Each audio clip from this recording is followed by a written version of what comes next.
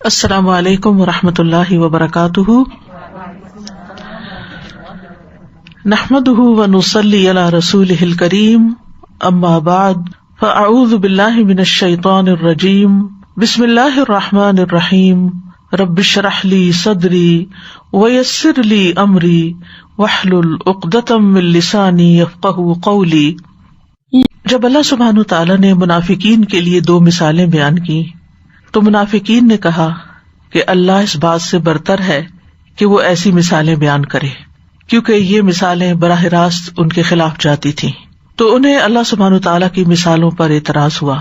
تو اس کے جواب میں اللہ تعالیٰ نے فرمایا، بے شک اللہ اس سے نہیں شرماتا کہ وہ مادہ مچھر یا اس سے اوپر کسی چیز کی مثال بیان کرے۔ تو جو لوگ ایمان لائے ہیں وہ جانتے ہیں کہ وہ ان کے رب کی طرف سے سچ ہے، اور رہے وہ لوگ جنہوں نے انکار کیا تو وہ کہتے ہیں کہ اس مثال سے اللہ کی مراد کیا ہے۔ وہ اس سے اکثر لوگوں کو گمراہ کرتا ہے اور اسی سے بہت سو کو ہدایت بخشتا ہے، اور وہ اس مثال سے گمراہ کرتا بھی ہے تو صرف فاسقوں کو، جو اللہ کے عہد کو اس کے مضبوط باندھنے کے بعد توڑ دیتے ہیں، اور جس چیز کے جوڑنے کا اللہ نے حکم دیا ہے اس کو کاٹ ڈالتے ہیں، اور وہ زمین میں فساد کرتے ہیں۔ یہی لوگ دراصل خسارہ پانے والے ہیں۔ ان اللہ لا یستحی، بے شک اللہ نہیں حیا کرتا، نہیں شرماتا۔ یستحی استحیا سے ہے، استحیا حیا سے ہے، اور حیا میں سین اور تا کا اضافہ جو ہے یہ مبالغے کے لیے ہے۔ اللہ سبحانہ تعالیٰ کو اس بات سے حیا نہیں آتی، یعنی یہ بات نہیں روکتی کہ وہ کوئی بھی مثال بیان کرے، چاہے وہ مثال کسی معمولی چیز کی ہی کیوں نہ ہو، جب تک کہ اس کے ساتھ کوئی حق بات، کوئی سچی بات ثابت ہوتی ہو، کوئی حقیقت واضح ہوتی ہو۔ ان یضرب، کہ وہ بیان کرے، مثلا ما، کوئی مثال، بعوضۃ، جو مچھر کی ہو، فما فوقہا، یا اس سے بھی اوپر ہو۔ اللہ سبحانہ تعالیٰ مثالیں بیان کرتے ہیں، مثالیں ظاہری چیز کی ہوتی ہیں، جیسے مچھر نظر آنے والی چیز ہے، تو اس کے ذریعے ایسے چیزوں کو واضح کیا جاتا ہے جو بظاہر نظر نہیں آتی، جو عام طور پر لوگوں کے دلوں کے اندر کھوٹ ہوتے ہیں، یا جو دلوں کی بیماریاں ہوتی ہیں، یا ان کے اندر کی چھپی ہوئی باتیں ہوتی ہیں، تو ان کو اللہ سبحانہ تعالیٰ کچھ مثالوں کے ذریعے واضح کر دیتا ہے، یا جو باتیں عام طور پر سمجھ نہیں آتی ان کو مثال سے سمجھا دیتا ہے۔ تو یہاں پر مثل کا لفظ بھی استعمال ہوا اور پھر ما بھی ساتھ آیا ہے، مثلا ما، یہ ما جو ہے یہ زائدہ ہے، تاکید کے لیے ہے، یعنی کوئی بھی مثال۔ جیسا کہ آپ جانتے ہیں کہ ما کی بنیادی دو قسمیں ہوتی ہیں، ایک اسمیہ اور ایک حرفیہ۔ اسمیہ کی اقسام میں جیسے اسم موصول، مصدریہ، تعجبیہ، استفہام، شرط جازم، ان کے لیے ما استعمال ہوتا ہے، اور حرفیہ میں زائدہ، کافہ، نافیہ، غیر عاملہ وغیرہ وغیرہ، یہ ما کی اقسام ہے جو عربی زبان میں آتی ہیں۔ تو یہاں ما جو ہے وہ زائدہ ہے، یعنی ما حرفیہ کی اقسام میں سے ہے، کوئی بھی مثال، اور یہ تاکید کے لیے آیا ہے۔ جیسے استحیا میں جو تا ہے وہ زیادہ ہے، یعنی تاکید کے لیے۔ اسی طرح مثلا ما میں ما تاکید کے لیے۔ بعوضۃ، بعوضہ سے مراد مچھر ہے، ویسے عمومی طور پر چھوٹے موذی حشرات کو بعوضہ کہتے ہیں، اور یہ بعض سے ہے، جس کا معنی ہوتا ہے کچھ، یعنی چھوٹی سی چیز کا کچھ حصہ۔ تو یہاں بعوضہ سے مراد مچھر ہے، اور یہ مؤنث استعمال ہوا، بعوض نہیں ہوا بعوضہ، یعنی مچھری کی مثال دی جا رہی ہے۔ اور بعوضۃ یعنی نکرہ بھی ہے، اور نکرہ کا استعمال جو ہے وہ کسی چیز کے چھوٹے ہونے کے لیے بھی استعمال ہوتا ہے۔ فما فوقہا، یعنی بظاہر جو چیز تمہیں بہت چھوٹی نظر آ رہی ہے، اللہ تعالیٰ اس سے ایک بڑی اہم بات سمجھا رہا ہے۔ فما فوقہا، جو اس کے اوپر ہے۔ فوقہ کا لفظ جو ہے یہ وصف اور حجم دونوں میں اوپر ہونے کے لیے استعمال ہوتا ہے۔ تو پھر فوقہا کے معنی یہاں کیا ہوں گے؟ نمبر ایک یہ کہ مچھر سے بھی ہلکی چیز۔ فوقہ کا مطلب اگر وصف بیان ہو، جیسے عام کہتے ہیں اس سے بھی بڑھ کر، فلاں تھکا ہوا ہے، لیکن اگر کسی چیز سے مثال دے کے کہا جائے تو کہ اس سے بھی بڑھ کر، اس کی طاقت سے بڑھ کر، تو مطلب یہ کہ اس کی طاقت نہیں ہے۔ تو فما فوقہا کے تین معنی عام طور پر بیان کیے جاتے ہیں، یعنی مچھر سے بھی ہلکی چیز، مچھر سے بھی گئی گزری چیز۔ مثلا کسی شخص کی بخیلی کا ذکر کر کے دوسرا کہتا ہے وہ تو اس سے بھی بڑھ کے بخیل ہے، تو اس کا یہ مطلب نہیں کہ وہ سخی ہے بلکہ بڑھ کے بخیل ہے، یعنی زیادہ بخیل ہے. تو یہاں مراد ہے مچھر کا پر یا اس کے اوپر کی کوئی چیز یا اس سے بھی کمتر چیز. دوسرا معنی ہے مچھر سے بڑی چیز، جیسے مچھر سے بڑی چیز مکڑی ہوتی ہے یا مکھی ہوتی ہے، تو اللہ تعالیٰ ان کی بھی مثال بیان کرتا ہے قرآن مجید میں. اسی طرح اس سے مراد مچھر کے اوپر کے پیراسائٹس بھی ہیں، یعنی مچھر کی کمر پر کچھ پیراسائٹس جن کو عام آنکھ سے دیکھنا ممکن نہیں، وہ اس پر رہتے ہوئے اپنی زندگی بسر کرتے ہیں، جن کے اپنے پورے سسٹمز ہیں جو نیکڈ آئی سے نظر بھی نہیں آتے، کورونا کی طرح.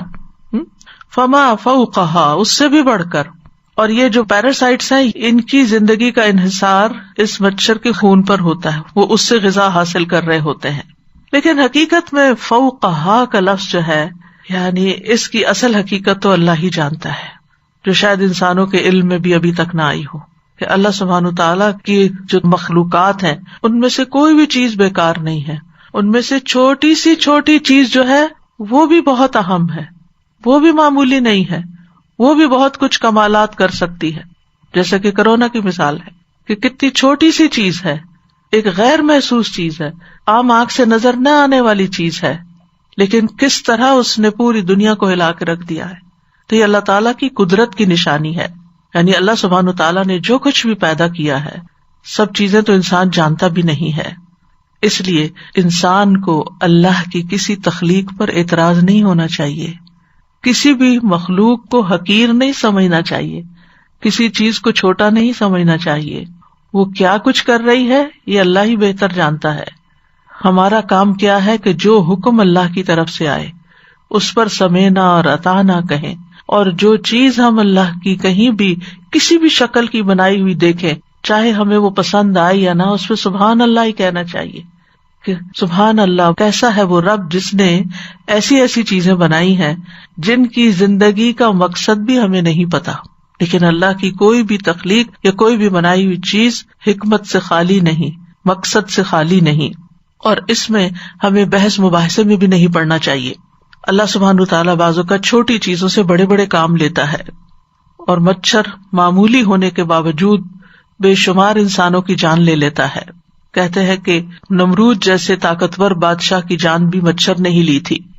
فَأَمَّا الَّذِينَ آمَنُوا، تو رہے وہ لوگ جو ایمان لاتے ہیں، فَيَعْلَمُونَ، وہ علم رکھتے ہیں، وہ جانتے ہیں، اور اس ایمان اور علم کی بنا پر کیا کہتے ہیں، أَنَّهُ الْحَقُّ مِن رَبِّهِمْ، کہ وہ ان کے رب کی طرف سے حق ہے. تو اس سے یہ پتہ چلتا ہے کہ انسان کی زندگی میں دو چیزیں بہت فائدے کی ہیں، ایک ایمان اور ایک علم. ایمان کے بعد علم حاصل ہو جائے انسان کو تو ایمان مزید بڑھ جاتا ہے، اور پھر اللہ سبحانہ تعالیٰ کی اطاعت اور آسان ہو جاتی ہے، اللہ کی خشیت بڑھ جاتی ہے، اللہ پہ توکل بڑھ جاتا ہے، اللہ کی عظمت کا احساس دل میں بڑھ جاتا ہے، اللہ کے آگے جھکنا آسان ہو جاتا ہے، اللہ کے قرب کی خواہش انسان میں پیدا ہو جاتی ہے کہ کیسا ہے وہ میرا رب، اور میں کیوں اس سے غافل ہوں، میں کیوں اس سے دور ہوں، میں کیوں اس کے کسی حکم پر یا اس کے کسی مخلوق پر اعتراض کروں. تو جو لوگ ایمان لائے وہ مزید سمجھنے کی بھی کوشش کرتے ہیں، غور و فکر سے بھی کام لیتے ہیں، اور جب انہیں کسی چیز کی حقیقت کا، اللہ کی کسی تخلیق کی، کسی حکم کی حکمت کا پتہ چلتا ہے تو ان کا ایمان اور زیادہ بڑھ جاتا ہے، اور وہ پکار اٹھتے ہیں کہ یہ سب ہمارے رب کی طرف سے، کل من عند ربنا، اور یہ سارے کا سارا حق ہے، سچ ہے. اور اگر ان پر اس حق کی حقیقت مخفی بھی رہتی ہے، چھپی ہوئی بھی رہتی ہے، انہیں اس کے سارے مقاصد سمجھ نہیں بھی آتے، تو بھی ان کا پورا یقین ہوتا ہے کہ جو کام اللہ سبحانہ و تعالیٰ نے کیا وہ بیکار نہیں، وہ بے مقصد نہیں، وہ بے فائدہ نہیں. اس لیے وہ اللہ کے کسی بھی فیصلے پر اعتراض نہیں کرتے. یہاں سے ان کو اللہ سبحانہ تعالیٰ کی تقدیر پر بھی پورا اعتماد ہو جاتا ہے. پھر وہ تقدیر کے معاملے میں بھی بے چین نہیں ہوتے، اس پر بھی سوال نہیں کرتے، اس پر بھی اعتراض نہیں کرتے، بلکہ زندگی میں ان کا رویہ کیا ہو جاتا ہے، سمعنا و اطعنا، اے رب ہم نے آپ کا حکم سنا اور ہم مان رہے ہیں. لیکن اس کے برعکس وہ لوگ جو اللہ کو نہیں مانتے یا اللہ کی بات نہیں مانتے، ان کا رویہ کیا ہوتا ہے، وَأَمَّا الَّذِينَ كَفَرُوا فَيَقُولُونَ مَاذَا أَرَادَ اللَّهُ بِهَذَا مَثَلًا، وہ کہتے ہیں اللہ تعالیٰ نے اس مثال کو بیان ہی کیوں کیا ہے، کیا ارادہ ہے، کیا فائدہ ہے اس مثال کے اندر؟ گویا دوسرے لفظوں میں وہ اعتراض کرتے ہیں، چھوٹا منہ بڑی بات، یعنی آپ ہیں کون کہ جو اللہ تعالیٰ کی تخلیق پر اعتراض کرے؟ لیکن عام طور پر یہ مرض منافقین کے اندر پایا جاتا ہے کہ جو اصل میں اندر سے تو کفر ہی اختیار کیے ہوئے ہوتے ہیں، جن کی مثالیں ہم پیچھے پڑ چکے ہیں کہ انہیں رب کی باتوں پر اعتراض ہوتا ہے۔ اول تو وہ سننا ہی نہیں چاہتے، کانوں میں انگلیاں دے لیتے ہیں، جاننا ہی نہیں چاہتے، سمجھنا ہی نہیں چاہتے، اور اللہ سبحانہ وتعالیٰ ان کو سمجھانا بھی نہیں چاہتا، ان سے توفیق بھی چھین لیتا ہے۔ اسی لیے یہاں پر وَأَمَّا الَّذِينَ كَفَرُوا فَيَقُولُونَ مَاذَا أَرَادَ اللَّهُ بِهَذَا مَثَلًا، اور پھر جب انہیں کوئی بات سمجھ نہیں آتی، اول تو یہ کہ اللہ تعالیٰ کی ہر بات پر ہی ان کو اعتراض ہے، اور اگر کوئی بات سمجھ نہیں آتی تو اس پر مزید اعتراض۔ تو مومن کے پاس جب اللہ کی طرف سے حکم آتا ہے تو سمعنا وأطعنا کہتا ہے، لیکن منافق کا جہاں تک تعلق ہے، جب اس کے سامنے کوئی بات آتی ہے تو وہ جھگڑے کرتا ہے، بحث کرتا ہے، اللہ کی بات کو باطل کرنا چاہتا ہے، غلط ثابت کرنا چاہتا ہے، اور پھر سمعنا وعصینا کہتا ہے کہ ہم نے سن تو لیا، ماننا ہم نے کوئی نہیں۔ ان کے دل میں ماننے کی کوئی نیت نہیں ہوتی، اسی لیے پھر یضل بہ کثیرا، اللہ تعالیٰ بھی بہت سو کو اس کے ذریعے گمراہ کر دیتا ہے۔ اب سمجھ آتی ہے نا کہ جن کو اللہ کے احکامات پر اعتراض ہوتا ہے اور ان کو اللہ تعالیٰ کی شان میں گستاخی کرنا بہت آسان لگتا ہے، پھر اللہ سبحانہ وتعالیٰ ان سے ہدایت کی توفیق بھی چھین لیتا ہے اور ان کو بھٹکا دیتا ہے۔ اور اضلال کا معنی ہوتا ہے حق کو چھوڑ کر باطل کی طرف پھر جانا، اور اضلال کا ایک معنی ہلاکت بھی ہوتا ہے، یعنی ایسی ہی مثالوں کے ذریعے اللہ سبحانہ وتعالیٰ ان کو ہدایت دینے کی بجائے بھٹکا دیتا ہے۔ لیکن اس کے برعکس وَيَهْدِي بِهِ كَثِيرًا، اس کے ذریعے بہت سو کو ہدایت بھی دیتا ہے، ان کے دل اور کھل جاتے ہیں، ان کے سامنے اللہ تعالیٰ کی عظمت آشکارا ہو جاتی ہے اور وہ اللہ تعالیٰ کی باتوں کی تصدیق کرتے ہیں۔ پھر مزید وضاحت کر دی وَمَا يُضِلُّ بِهِ إِلَّا الْفَاسِقِينَ، اور نہیں وہ گمراہ کرتا اس کے ذریعے مگر فاسقوں کو ہی، یعنی فاسق ہی اللہ کی بتائی ہوئی باتوں سے فائدے کی بجائے نقصان اٹھاتے ہیں، ہدایت کی بجائے بھٹکتے ہیں، ہلاکت میں جا گرتے ہیں۔ اور فاسقین جو ہے فاسق کی جمع ہے، اور فاسق کا لفظ فسق سے نکلا ہے، اور فسق کا لفظی معنی ہوتا خروج، نکل جانا۔ جیسے عربی میں کہتے ہیں فسقت الرطبۃ، کہ چھلکا ہٹا کر کھجور خوشے سے باہر نکل آئی۔ چوہیا کو بھی فویسقہ کہا جاتا ہے کیونکہ وہ خرابیاں کرنے کے لیے اپنے بل سے باہر نکلتی ہے، فساد کرنے کے لیے۔ تو فسق کا معنی ہوتا ہے خروج عن الطاعہ، اللہ کی اطاعت سے باہر نکل جانا۔ یہ کبھی تو چھوٹا فسق ہوتا ہے، فسق اصغر ہوتا ہے جو اطاعت سے باہر نکلنے کے لیے استعمال ہوتا ہے، اور کبھی فسق اکبر، کلی طور پر اسلام سے ہی باہر نکل جاتا ہے انسان، جس میں یعنی اسلام کا کلادہ گلے سے نکال پھینکتا ہے اور کفر کی طرف چلا جاتا ہے۔ تو گویا فسق کی دو اقسام ہوئی، ایک جو انسان کو دائرہ اسلام سے باہر کر دیتی ہیں، اور دوسری قسم جو دائرہ ایمان سے تو باہر نہیں کرتی لیکن وہ دائرہ اطاعت سے باہر نکال دیتی ہیں۔ اسی کے بارے میں آتا ہے نا کہ یا ایھا الذین آمنوا ان جاءکم فاسق بنبأ فتبینوا، اگر تمہارے پاس فاسق کوئی خبر لے کر آئے تو اس کی تحقیق کر لیا کرو کہ کہیں ایسا نہ ہو کہ سارے معاملات الٹ پلٹ ہو جائیں، کیونکہ جب انسان اللہ کی اطاعت سے باہر نکلتا ہے تو فساد پھیلتا ہے، خرابی پیدا ہوتی ہے۔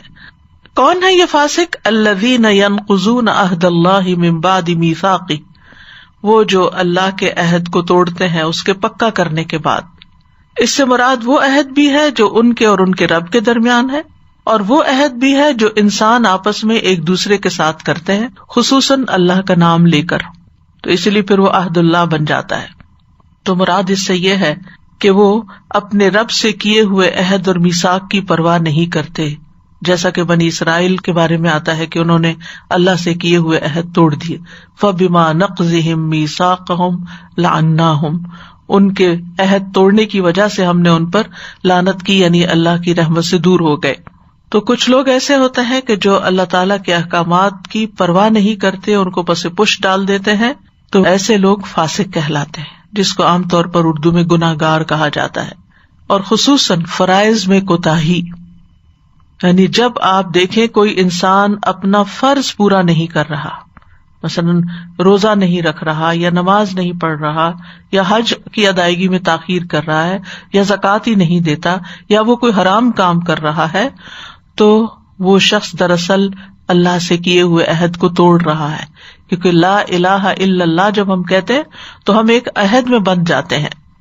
وَيَقْطَعُونَ مَا أَمَرَ اللَّهُ بِهِ أَن يُوصَلَ، اور جس چیز کا اللہ نے جوڑنے کا حکم دیا اس کو کاٹ دیتے ہیں، یعنی ہر وہ چیز جس کے جوڑنے کا حکم دیا، جیسے صلہ رحمی ہے، رشتوں کو جوڑنے کا حکم اللہ دیتا ہے، اسی طرح دین والوں کے ساتھ جڑ کے رہنا، نبی صلی اللہ علیہ وسلم اور دیگر رسولوں کی لائی ہوئی تعلیم کے ساتھ جڑنا، یعنی دین کے ساتھ جڑنا، حق کی مدد کرنا، حق کا دفاع کرنا، یہ سب چیزیں اس میں آ جاتی ہیں۔ تو وہ ان چیزوں کی پرواہ نہیں کرتے۔ ایک تو یہ کہ جو انہوں نے کمٹمنٹ کی تھی وہ نہیں نبھاتے، دوسرا یہ کہ باقی جو احکامات ہیں ان کو پرواہ نہیں۔ نتیجتاً کیا ہے، وہ یفسدون فی الارض، وہ زمین میں فساد کرتے ہیں، یعنی مانوی اعتبار سے بھی فساد کرتے ہیں، جیسے نافرمانی اور گناہ کے کام کر کے، اور ظاہری اور حصی طور پر بھی فساد پھیلاتے ہیں، جیسے کہ انسانوں کو قتل کرنا، چوری، لوٹ مار اور اس طرح کے کام۔ ظاہر ہے جس شخص کو اللہ کا ڈر نہیں، اللہ کا خوف نہیں، اللہ کے ساتھ اس کا کوئی تعلق نہیں، اللہ کے عہد کی پرواہ نہیں، پھر نہ تو وہ اللہ کے حقوق ادا کرے گا اور نہ ہی وہ بندوں کے حقوق ادا کرے گا۔ تو جن لوگوں کے اندر یہ دو خصلتیں ہوتی ہیں کہ نہ حقوق اللہ کی پرواہ نہ حقوق العباد کی پرواہ، ایسے لوگ دراصل فسادی ہوتے ہیں۔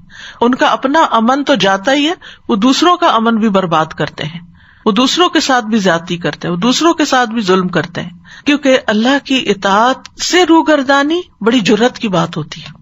یعنی اگر انسان دنیا میں بھی کوئی قانون توڑتا ہے تو وہ مجرم کہلاتا ہے۔ تو ایسے ہی جو لوگ اللہ کے قانون توڑتے ہیں، اللہ سے کیے ہوئے وعدے توڑتے ہیں، تو وہ بہت بڑے درجے کے مجرم ہوتے ہیں۔ تو ایسے مجرم پھر کسی کی پرواہ نہیں کرتے، کسی سے حیا نہیں کرتے، کسی کا لحاظ نہیں رکھتے، لہٰذا جہاں انہیں جو موقع ملتا ہے جس کے ساتھ زیادتی کرنے کا یا نقصان دینے کا، اگر اس میں ان کا اپنا کوئی فائدہ یا مصلحت ہے تو اپنے فائدے کی خاطر وہ دوسروں پہ ظلم ڈھانے میں دیر نہیں کریں گے۔ اولئک ھم الخاسرون، ان کا انجام کیا ہے کہ یہ خاسرین ہے، نقصان اٹھانے والے ہیں۔ خاسر وہ شخص ہوتا ہے جو کسی تجارت میں نفع یا پروفٹ سے محروم ہو جائے، یعنی جو بزنس یہ کر رہے ہیں، دنیا میں جو تجارت یہ کر رہے ہیں، اس میں ان کو سخت نقصان ہونے والا ہے۔ تو بہرحال یہ مثال کی لفظی وضاحت تھی۔ اس کے شان نزول کے بارے میں کئی صحابہ نے کچھ روایات بیان کی ہیں۔ ابن عباس اور ابن مسعود کہتے ہیں کہ جب اللہ تعالیٰ نے منافقین کے لیے دو مثالیں بیان کی، یعنی مثلہم کمثل الذی استوقد نارا او کصیب من السماء، یہ دو مثالیں، تو منافقین نے کہا کہ اللہ تو اس بات سے برتر ہے کہ وہ ایسی مثالیں بیان کرے، یا یہ کہ اللہ تعالیٰ ایسی مثالیں کیوں بیان کر رہا ہے، اللہ کا کیا ارادہ ہے، اللہ تعالیٰ کیا چاہتے ہیں۔ انہوں نے اعتراض کیا تو اللہ تعالیٰ نے یہ آیت نازل فرمائی، ان اللہ لا یستحیی ان یضرب مثلا ما بعوضۃ فما فوقها اولئک ھم الخاسرون تک۔ ایک قول یہ بھی ہے کہ اس آیت کا سبب نزول یہ ہے کہ جب اللہ تعالیٰ نے قرآن مجید میں مکھی اور مکڑی کی مثال بیان کی، جیسا کہ سورۃ الحج میں مکھی کی مثال بیان ہوئی ہے کہ اے لوگوں ایک مثال بیان کی گئی سو اسے غور سے سنو، بے شک وہ لوگ جنہیں تم اللہ کے سوا پکارتے ہو وہ ہرگز ایک مکھی پیدا نہیں کر سکتی، خواہ وہ سب اس کے لیے جمع ہو جائیں، اور اگر مکھی ان سے کوئی چیز چھین لے تو اسے چھڑا نہیں پائیں گے، کمزور ہے مانگنے والا اور وہ بھی جس سے مانگا گیا۔ اور دوسری مکڑی کی مثال سورۃ العنکبوت میں بیان ہوئی، ان لوگوں کی مثال جنہوں نے اللہ کے سوا اور مددگار بنا رکھے ہیں، ان کی مثال مکڑی جیسی ہے جس نے ایک گھر بنایا، حالانکہ گھروں میں سے سب سے کمزور گھر مکڑی کا ہوتا ہے، کاش وہ جانتے ہوتے۔ تو یہود نے اعتراض کیا، کہا کہ اللہ سبحانہ وتعالیٰ اگر اتنا بڑا ہے تو یہ حقیر حقیر چیزوں کی باتیں وہ کیوں کرتا ہے، یعنی ان حقیر چیزوں کا ذکر کیوں کیا گیا ہے قرآن میں۔ اور یہ بھی کہا گیا ہے کہ مشرکین نے کہا کہ ہم ایسی چیزوں کی عبادت نہیں کرتے جن کی مثال بیان کی گئی ہے۔ تو اللہ سبحانہ وتعالیٰ نے پھر یہ آیت نازل فرمائی، ان اللہ لا یستحیی ان یضرب مثلا ما بعوضۃ۔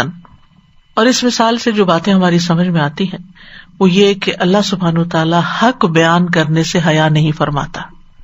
تو اس میں ہمارے سیکھنے کی بات کیا ہے کہ حق بات کرنے میں انسان کو شرم محسوس نہیں ہونی چاہیے، کیونکہ اس سے دوسرے کا فائدہ ہی ہوتا ہے۔ وقتی طور پر انسان کے اوپر دوسروں کی طرف سے کوئی تنقید آ سکتی ہے یا لوگوں کی نظروں میں انسان گر سکتا ہے، لیکن الٹیمیٹلی ہمیشہ فتح جو ہوتی ہے وہ حق کی ہوتی ہے۔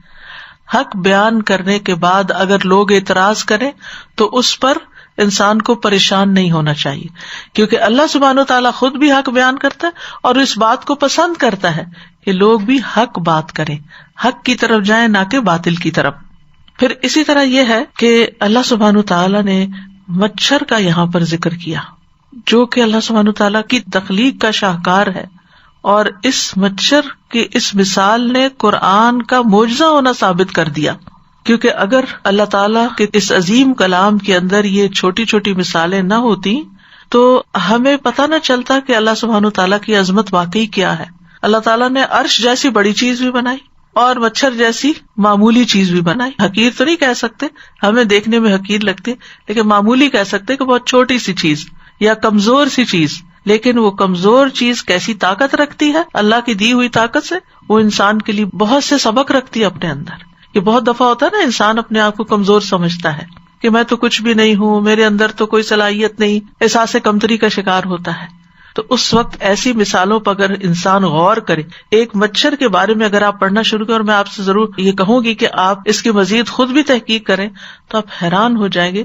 اب تو تصویروں کے ساتھ نیٹ پہ اتنا کچھ پڑا ہوا ہے مچھر کی ایک ایک چیز، یعنی کہ خوردبینوں کے ساتھ چیزیں دیکھی گئی کہ آج سے 100 سال پہلے تو اس کا کوئی تصور بھی نہیں کر سکتا تھا، اور اتنا بڑا معجزہ سامنے آیا ہے کہ اللہ سبحانہ تعالیٰ نے جس طریقے سے اس مثال کو بیان کیا ہے۔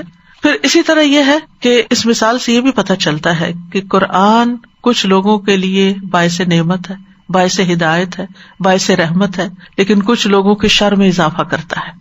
جو لوگ بہت ذہین بنتے ہیں، بڑے عقل مند بنتے ہیں، سمجھتے ہیں کہ ہم بہت اچھی طرح بات کر سکتے ہیں، وہ اس طرح کے اعتراض کر کے یہ سمجھتے ہیں کہ واہ بھائی ہم نے تو میدان جیت لیا، یعنی ہم تو اللہ پہ بھی نعوذ باللہ اعتراض کر سکتے ہیں، لیکن یہ بات ان کے اپنے ہی حق میں شر کا باعث ہوتی ہے، اور یہ ان کے فسق کی علامت ہوتی ہے، کیونکہ فاسق ہی اعتراض کرتے ہیں۔ اب آپ دیکھیے کہ یہاں پر اللہ سبحانہ تعالیٰ نے یعنی مچھر کی مثال کس اعتبار سے بیان کی کہ مچھر کے اندر بھی ایک زندگی ہے، یعنی اللہ سبحانہ تعالیٰ زندگی کی تخلیق کس طرح کرتا ہے، اور مچھر کے اندر بھی اس کے پورے سسٹمز کام کر رہے ہیں۔ اور پھر یہ کہ مچھر ایک حیرت انگیز چیز ہے، وہ جب تک بھوکا رہتا ہے زندہ رہتا ہے، کہتے ہیں کہ 5 سے 6 مہینے تک اس کی عمر ہوتی، اور جب وہ پیٹ بھر لیتا ہے خون سے تو مر جاتا ہے، پھر وہ اڑ نہیں سکتا صحیح طور پر۔ اسی لیے آپ نے دیکھا ہوگا کہ جو مچھر آپ کے ہاتھ آ جاتے ہیں ان کے اندر سے خون بہت نکلتا ہے، کیونکہ وہ ویسے ہی مرنے کے قریب ہوتے ہیں۔ اللہ سبحانہ تعالیٰ نے تو مچھر کی مثال بیان کی، حدیث میں بھی دنیا دار انسان جو ہے اس کی مثال مچھر سے بیان ہوئی۔ اس آیت کے بارے میں ربیع بن انس کہتے ہیں کہ اس میں اللہ تعالیٰ نے دنیا کی مثال بیان کرتے ہوئے فرمایا کہ مچھر اس وقت تک زندہ رہتا ہے جب وہ بھوکا ہو، جب وہ سیر ہو جائے تو مر جاتا ہے۔ ان لوگوں کا بھی یہی حال ہے جن کی اللہ نے قرآن مجید میں یہ مثال بیان کی کہ جب یہ دنیا سے خوب سیر ہو جاتے ہیں تو اللہ تعالیٰ انہیں پکڑ لیتا ہے، یعنی خوب جب فساد کر چکتے ہیں، پیٹ بھر چکتے ہیں، تو پھر ان کی شامت کا وقت آ جاتا ہے۔ جیسے آتا ہے، پھر انہوں نے اس کی تائید میں یہ آیت پڑھی، فَلَمَّا نَسُوا مَا ذُكِّرُوا بِهِ فَتَحْنَا عَلَيْهِمْ أَبْوَابَ كُلِّ شَيْءٍ، جب وہ اس کو بھول گئے جس کی انہیں نصیحت کی گئی تھی تو ہم نے ان پہ ہر چیز کے دروازے کھول دیے، یعنی ان کی نافرمانیوں کے باوجود بھی ان کو خوب رزق دیا، حتیٰ کہ ایک وقت آیا کہ پھر اللہ نے ان کی رسی کھینچ لی۔ اسی طرح حدیث میں ایک اور مثال آتی ہے، رسول اللہ صلی اللہ علیہ وسلم نے فرمایا اگر اللہ کے ہاں دنیا کی قدر و قیمت مچھر کے پر کے برابر بھی ہوتی تو وہ کسی کافر کو پانی کا ایک گھونٹ بھی نہ پلاتا۔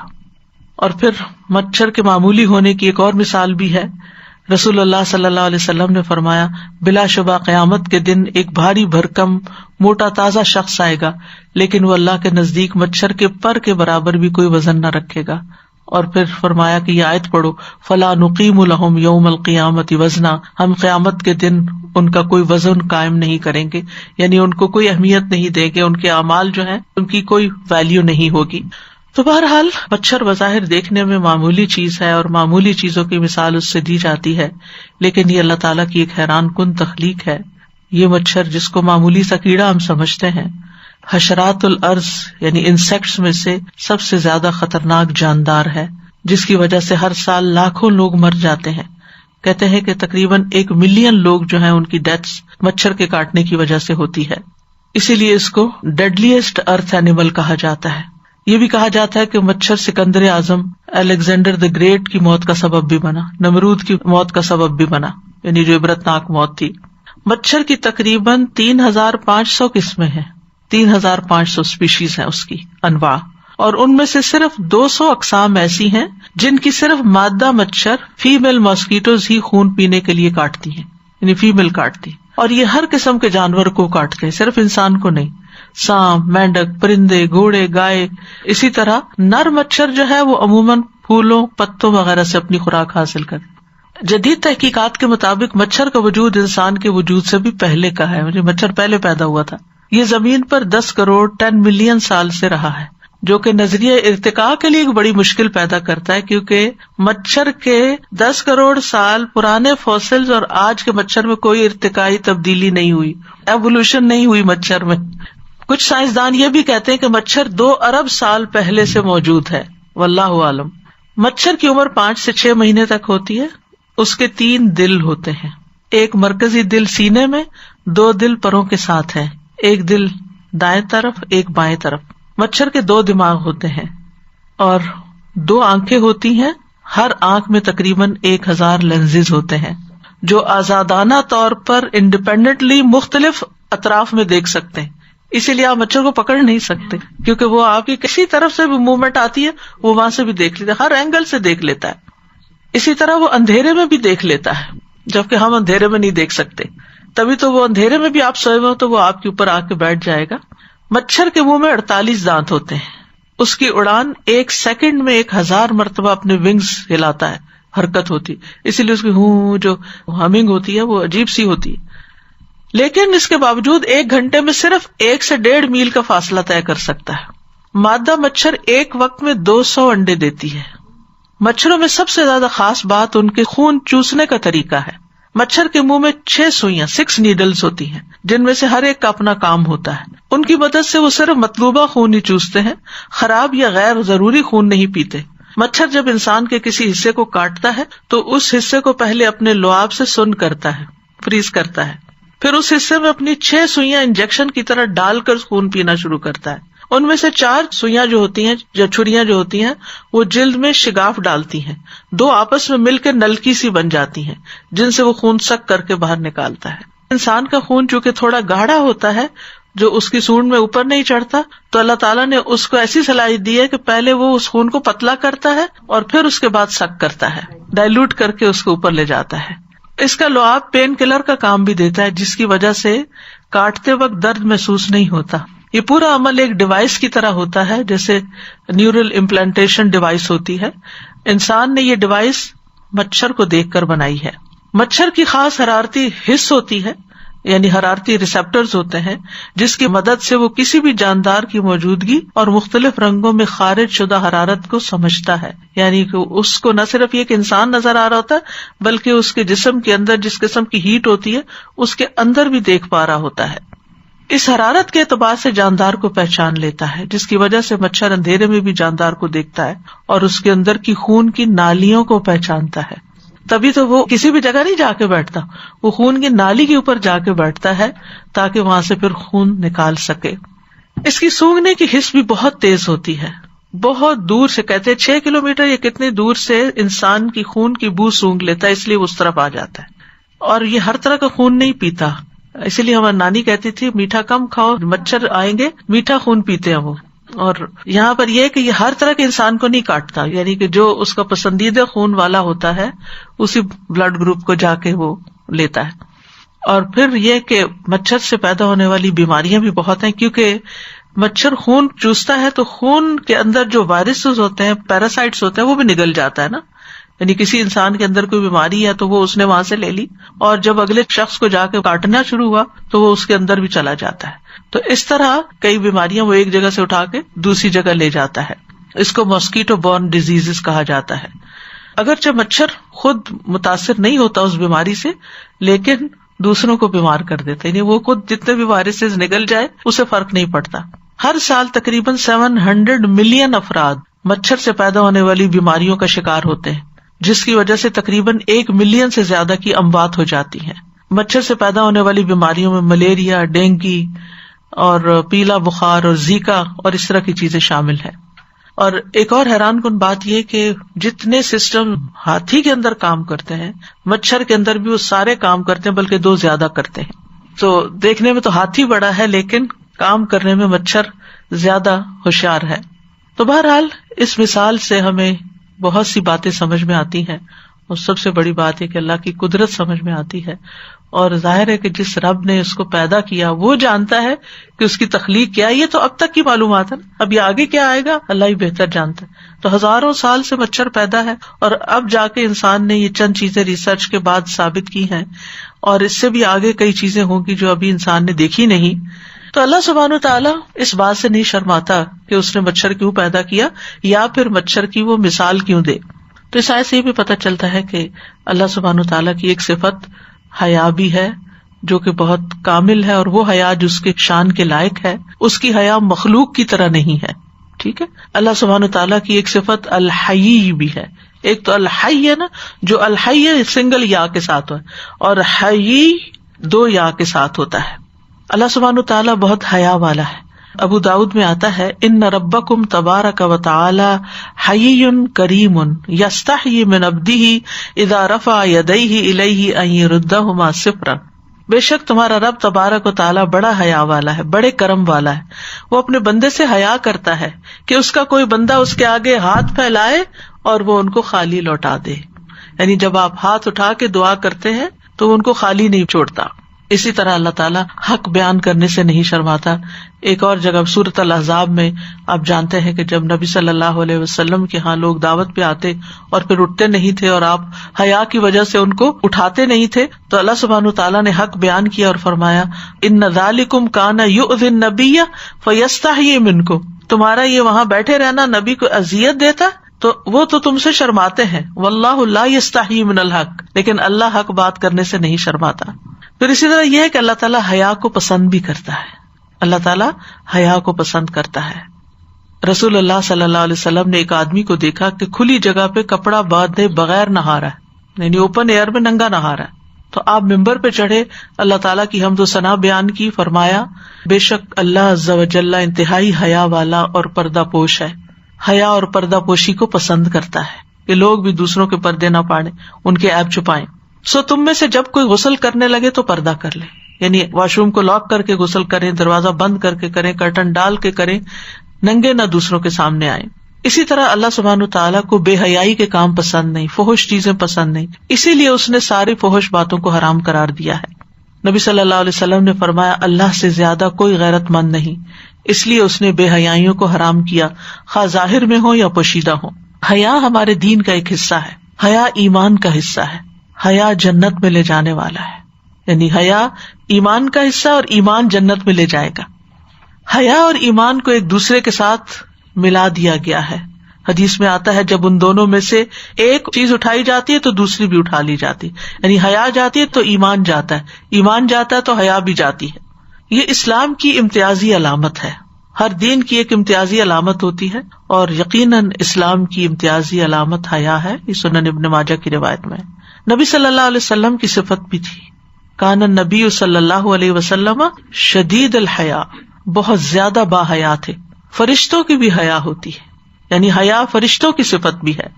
حضرت عثمان سے حیا کرتے ہوئے نبی صلی اللہ علیہ وسلم نے فرمایا کیا میں اس شخص سے حیا نہ کروں جس سے فرشتے بھی حیا کرتے ہیں. رسول اللہ صلی اللہ علیہ وسلم نے ان کے بارے میں یہ بھی فرمایا کہ میری امت میں سب سے زیادہ حیا والے عثمان ہیں رضی اللہ عنہ. خود نبی صلی اللہ علیہ وسلم پردہ نشین کنواری لڑکیوں سے بھی زیادہ حیا کرنے والے تھے. اور حیا جو ہے اس میں سراسر خیر ہے. حیا کمزوری نہیں ہے، ویکنیس نہیں ہے، یہ ایک خوبی ہے، صفت ہے، انسان کو حسن بخشتی ہے، ہر چیز کو زینت بخشتی ہے. رسول اللہ صلی اللہ علیہ وسلم نے فرمایا جس چیز میں بھی حیا پائی جائے گی وہ اس سے خوبصورت بنا دے گی، اور جس میں حیا نہیں ہوتی وہ جو چاہے کر لے، پھر اس کے لیے ہر غلط سلط کام کرنا آسان ہوتا ہے. حیا نہ ہونا نفاق کی علامت ہے، منافقت کی علامت ہے. رسول اللہ صلی اللہ علیہ وسلم نے فرمایا، سنن ترمذی کی روایت ہے، حیا اور زبان کو قابو میں رکھنا ایمان کی 2 شاخیں ہیں، جبکہ فحش گوئی اور لا حاصل بولنا، بے مقصد فضول باتیں کرنا، یہ نفاق کی 2 شاخیں ہیں. اس لیے انسان کو سوچ سمجھ کے بات کرنی چاہیے، فضول میں باتیں نہیں کرنی چاہیے. بے حیائی انسان کو عیبدار بنا دیتی ہے، یعنی فحش باتوں سے انسان کا کردار جو ہے اس پہ داغ آتا ہے. اسی طرح یہ ہے کہ بعض اوقات حیا کی ایک قسم جو ہے وہ ناپسندیدہ بھی ہے، اور وہ کون سی ہے؟ جب انسان خیر حاصل کرنے میں شرما جائے یا حیا کرے، دین سیکھنے میں حیا کرے. مجاہد کہتے ہیں کہ حیا کرنے والا اور تکبر کرنے والا علم حاصل نہیں کر سکتے، یعنی جو شرما جائے، سوال نہ کرے، بات کو کھولے نہ، وہ علم حاصل نہیں کر سکتا. انصار کی عورتوں کی تعریف کی آپ نے کہ جنہیں دین کی سمجھ بوجھ حاصل کرنے میں شرم مانے نہیں ہوتی. لیکن اس کا یہ مطلب نہیں کہ انسان جو منہ میں آئے کہہ دے. مطلب یہ ہے کہ ڈھکے چھپے الفاظ میں انسان اپنے سارے مسائل پوچھ لے. جس بھی چیز کے بارے میں انسان کے دل میں شک ہے، یا کسی چیز کے بارے میں دل میں کھٹک ہے، یا انسان سمجھتا ہے کہ میں یہاں صحیح طور پر عمل نہیں کر رہا. کچھ چیزیں انسان کی پرائیویٹ لائف کے بارے میں ہوتی ہیں کہ جن کے بارے میں جاننا ضروری ہوتا ہے، لیکن انسان کسی عالم سے یا کسی دین والے سے پوچھ نہیں پاتا شرم کی وجہ سے. اور اس کی وجہ سے بعض خواتین اپنی نماز قضا کرتی رہتی ہیں، بعض اپنے روزے چھوڑ دیتی ہیں کہ پتہ نہیں ہم پاک ہیں یا نہیں. تو ایسی تمام چیزوں کو کھول کے وضاحت سے معلوم کر لینا چاہیے تاکہ انسان عبادات میں پیچھے نہ رہے، نیکی کے کاموں میں پیچھے نہ رہے. اسی طرح علمی سوال کا جواب دینے میں حیا نہیں کرنا چاہیے. وہ مشہور واقعہ آپ کو یاد ہوگا کہ جب نبی صلی اللہ علیہ وسلم نے فرمایا کہ درختوں میں ایک ایسا درخت ہے جس کے پتے کبھی نہیں جھڑتے، تو یہ مثال سمجھ آ گئی ہے حضرت عبداللہ بن عمر کو. لیکن حیا کی وجہ سے کہ بڑے بھی ہیں تو میں جواب نہیں دیتا، تو اس پر حضرت عمر نے کہا اگر تم اس وقت جواب دیتے تو میرے لیے یہ بہت بڑے قیمتی سرمایے سے بھی زیادہ محبوب ہوتا. تو انسان کو کبھی بھی اگر علم کی کوئی بات پتا ہے اور دوسرا شخص اس کو جاننا چاہتا ہے، یہ کوئی آپ سے سوال کرتا ہے، تو آپ اس وقت شرمائے نہ. یعنی غیر ضروری شرمانا، بے موقع شرمانا جو ہے وہ ناپسندیدہ ہے. پھر فرمایا فَأَمَّا الَّذِينَ آمَنُوا فَيَعْلَمُونَ أَنَّهُ الْحَقُّ مِن رَّبِّهِمْ وَأَمَّا الَّذِينَ كَفَرُوا فَيَقُولُونَ مَاذَا أَرَادَ اللَّهُ بِهَذَا مَثَلًا. تو یہاں ہم دیکھ رہے ہیں کہ آیات کے بارے میں، قرآن مجید کے بارے میں مومن اور کافر کا رویہ فرق ہوتا ہے. ہم سب کو اپنا جائزہ لینا چاہیے کہ جب ہم قرآن مجید کا کوئی حکم پڑھتے ہیں جو ہمیں سمجھ نہیں آتا، یا تقدیر کا کوئی فیصلہ ہم پر نافذ ہوتا ہے اور ہمیں سمجھ نہیں آتا کہ یہ کیوں ہو گیا. بعض اوقات ہم کہتے ہیں ہم نے تو استخارہ بھی کیا تھا، ہم نے تو مشورہ بھی لوگوں سے کیا تھا، پھر بھی یہ ہو گیا، ایسا کیوں ہو گیا. تو ایسے میں انسان جو مومن ہوتا ہے وہ اللہ کی رضا پہ راضی رہتا ہے، وہ سمجھنے کی کوشش کرتا ہے، سوال کرتا ہے سمجھنے کے لیے، سوال اعتراض کے لیے نہیں کرتا. وائے اس لیے نہیں کرتا کہ اللہ نے کیا کیوں، کہ میں اللہ تعالیٰ سے نعوذ باللہ اگری نہیں کرتا. یہ نہیں کرنا چاہیے. سورۃ التوبہ کی ایک آیت ہے وَإِذَا مَا أُنزِلَتْ سُورَةٌ فَمِنْهُمْ مَن يَقُولُ أَيُّكُمْ زَادَتْهُ هَٰذِهِ إِيمَانًا فَأَمَّا الَّذِينَ آمَنُوا فَزَادَتْهُمْ إِيمَانًا وَهُمْ يَسْتَبْشِرُونَ وَأَمَّا الَّذِينَ فِي قُلُوبِهِم مَّرَضٌ فَزَادَتْهُمْ رِجْسًا إِلَىٰ رِجْسِهِمْ وَمَاتُوا وَهُمْ كَافِرُونَ. اور جب بھی کوئی سورت نازل کی جاتی ہے تو ان میں سے کچھ لوگ ایسے ہیں جو کہتے ہیں اس سورت نے تم میں سے کس کو ایمان میں زیادہ کیا، پس جو لوگ ایمان لائے سو ان کو تو اس نے ایمان میں زیادہ کر دیا اور وہ خوش ہوتے ہیں. یعنی مومن قرآن پڑھتا جاتا ہے، سنتا جاتا ہے، خوش ہوتا جاتا ہے. اور جن لوگوں کے دل میں بیماری ہے، منافقت ہے، شک ہے، ایمان کی کمزوری ہے، تو پھر ان کو فائدے کی بجائے کیا ہوتا ہے، ان کو ان کی گندگی کے ساتھ اس صورت نے گندگی میں اور زیادہ کر دیا، اور وہ اس حال میں مرے کہ وہ کافر تھے. یعنی انسان جب اعتراض شروع کرتا ہے اور اللہ کی بات کو سمجھنے کی کوشش نہیں کرتا تو پھر وہ دین سے پیچھے ہٹتے ہٹتے بعض اوقات ہلاکت کے گڑھے میں جا گرتا ہے. تو یاد رکھیے ہدایت کے بھی درجات ہیں، اور ہدایت یہاں پر یہدی بھی کثیرہ جب ہے تو اس میں ایک ہدایت توفیق ہوتی ہے اور ایک ہدایت ارشاد ہوتی ہے. ہدایت ارشاد انبیاء، علماء یہ سب دیتے ہیں، ٹھیک ہے، اور ہدایت توفیق صرف اللہ ہی دیتا ہے. انبیاء کسی کو ہدایت نہیں دے سکتے، انبیاء کے ذمہ صرف پیغام پہنچانا ہوتا ہے. انبیاء جو ہدایت دیتے ہیں وہ ہدایت ہوتی ہے تعلیم کے ذریعے لوگوں کو گائیڈ کرنا، یہ صحیح ہے یہ غلط ہے، وہ کرتے ہیں یا نہیں کرتے اس کی توفیق انہیں اللہ دیتا ہے. تو اس لیے یہاں اللہ ہدایت دیتا ہے سے مراد یہ کہ ان کو توفیق بھی دیتا ہے. تعلیم بھی اللہ ہی نے دی ہے، الرحمن علم القرآن، اور پھر اس پر عمل کی توفیق بھی اللہ ہی دیتا ہے. لہذا ہدایت اللہ ہی سے مانگنی چاہیے. اسی لیے ہم دن کی ہر نماز کی ہر رکعت میں سورۃ فاتحہ کے اندر یہ آیت پڑھتے ہیں اہدنا الصراط المستقیم، تو ہمیں سیدھے رستے کی ہدایت دے، یعنی رستہ دکھا بھی اور اس پہ چلا بھی، توفیق بھی دے اور ہمیں منزل تک پہنچا بھی.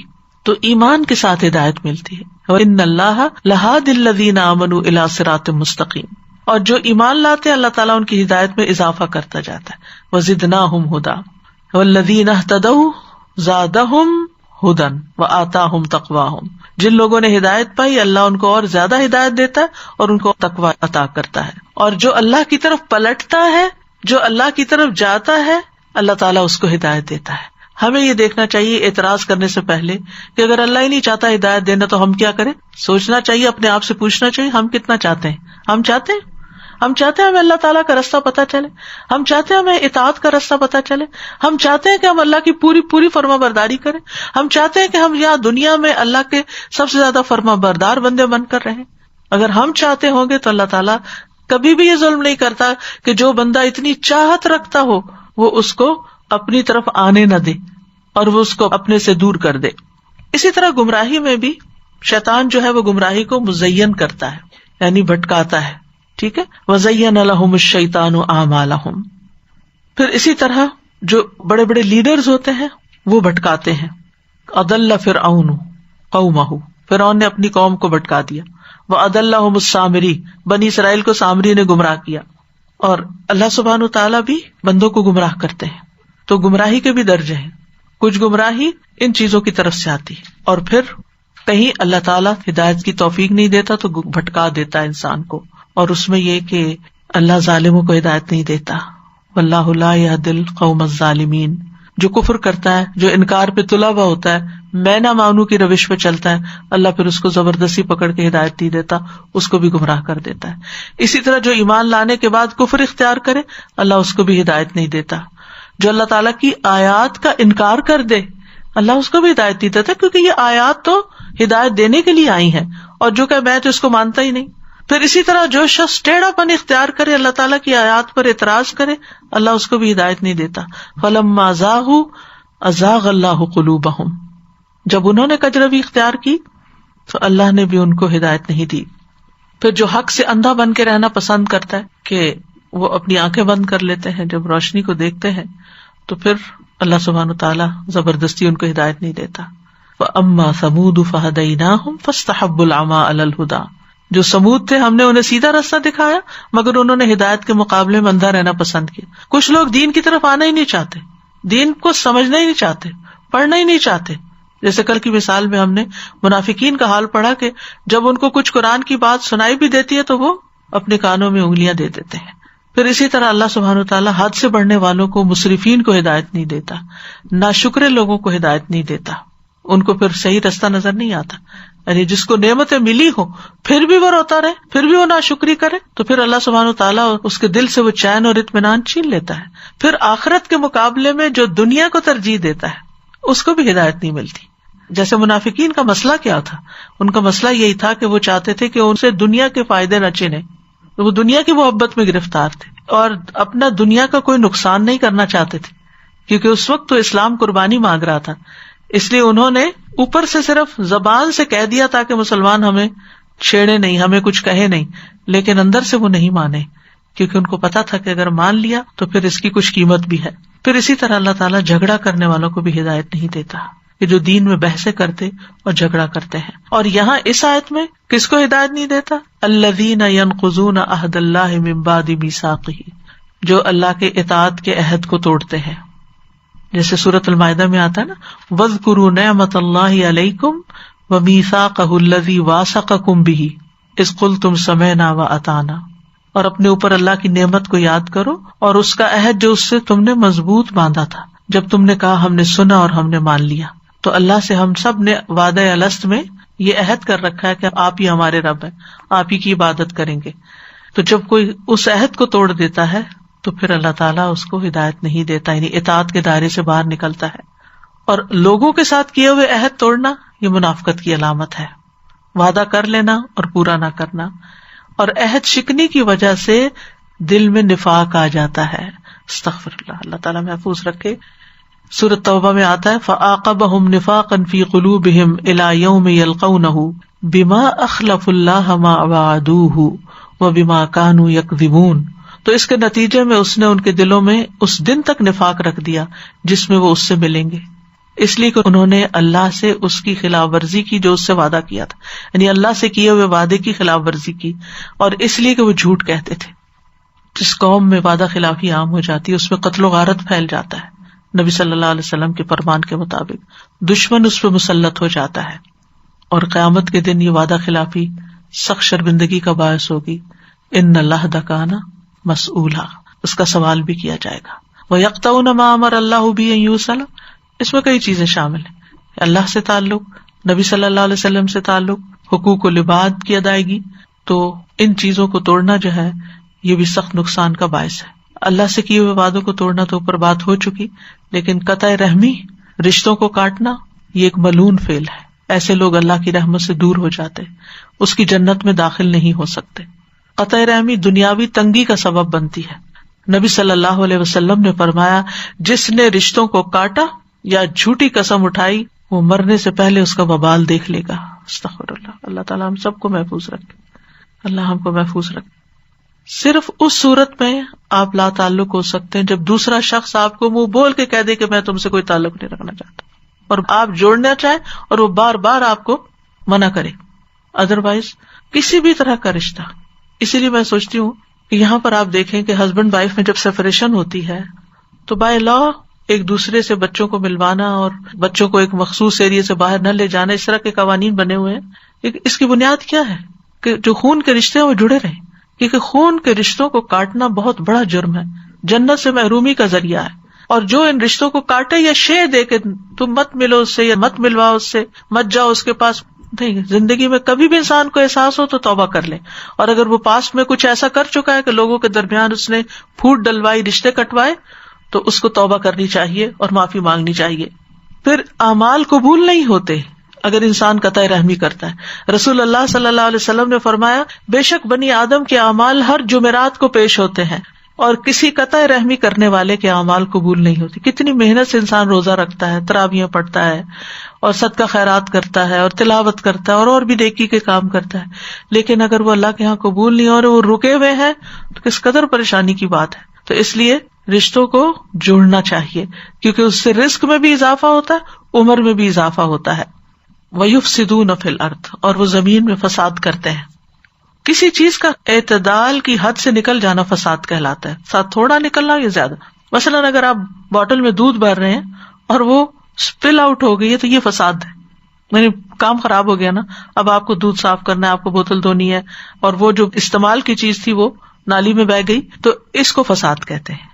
سدی کہتے ہیں کہ یفسدون فی الارض کا معنی زمین میں نافرمانیاں کرتے ہیں. اللہ سبحانہ تعالیٰ نے پیغمبروں کو بھیجا زمین کی اصلاح کے لیے، لیکن لوگوں نے نافرمانیاں کر کے ان کی بات نہ مان کے زمین میں فساد کیا.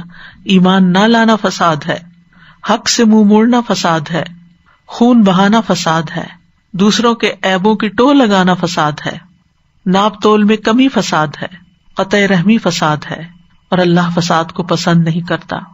اللہ فساد سے منع کرتا ہے. اولئک ھم الخاسرون، یہی لوگ خسارہ پانے والے ہیں، جو عہد توڑتے ہیں، جو قطع رحمی کرتے ہیں، جو اللہ کے احکامات سے باہر نکلتے ہیں، فساد کرتے ہیں، یہ الٹیمیٹلی نقصان اٹھائیں گے. فاسق کے لیے خسارہ ہی خسارہ ہے. اور خسارے سے بچنے کے لیے 4 کام ہمیں بتائے گئے: ایمان، عمل صالح، ایک دوسرے کو حق کی تلقین اور ایک دوسرے کو صبر کی تلقین. سورۃ العصر کا یہ مضمون تھا. امام شافعی کہتے ہیں اگر لوگ اس سورت پہ غور کر لیں تو یہی سورت انہیں کافی ہو جائے. اور یہ 4 درجات ہیں، ان کو مکمل کرنے سے ہی انسان کو انتہائی کمال حاصل ہوتا ہے. کہ حق کو معلوم کرے، اس پر عمل کرے، جو نہیں جانتا اس کو سکھائے، اور سیکھنے اور عمل کرنے میں اگر کوئی مشکل پیش آئے تو اس پر صبر کرے اور سیکھنے کا عمل جاری رکھے. تو اللہ تعالیٰ نے ان سب چیزوں کو اس سورت کے اندر بیان کر دیا، یعنی ان 4 درجات کو اللہ تعالیٰ نے بیان فرما دیا. تو اللہ سبحانہ تعالیٰ سے دعا ہے کہ اللہ تعالیٰ ہمیں سچا مومن بنائے. ہم اللہ تعالیٰ کے ہر حکم کو سن کر اس پر سمعنا و اطعنا کریں. اللہ تعالیٰ کے کسی بھی حکم، کسی بھی آیت، کسی بھی فرمان اور کسی بھی فیصلے پر کبھی ہم اعتراض نہ کریں، اور اللہ تعالیٰ سے ہدایت کی دعائیں مانگتے رہیں اهدنا الصراط المستقيم اللهم إني أسألك الهدى والتقى والعفاف والغنى اللهم اهدني وسددني. اور پھر گمراہی سے بچنے کی دعا بھی کرتے رہیں. اللہم لک اسلمت وبک آمنت وعلیک توکلت وإلیک انبت وبک خاصمت. اللہم انی اعوذ بعزتک لا الہ الا انت ان تضلنی لا الہ الا انت ان تضلنی انت الحی الذی لا يموت والجن والانس يموتون. اللہم اہدنا فیمن ہدیت وعافنا فیمن عافیت وتولنا فیمن تولیت وبارک لنا فیما اعطیت وقنا شر ما قضیت فإنك تقضی ولا يقضى علیک انہ لا یذل من والیت ولا يعز من عادیت تبارکت ربنا وتعالیت نستغفرک ونتوب الیک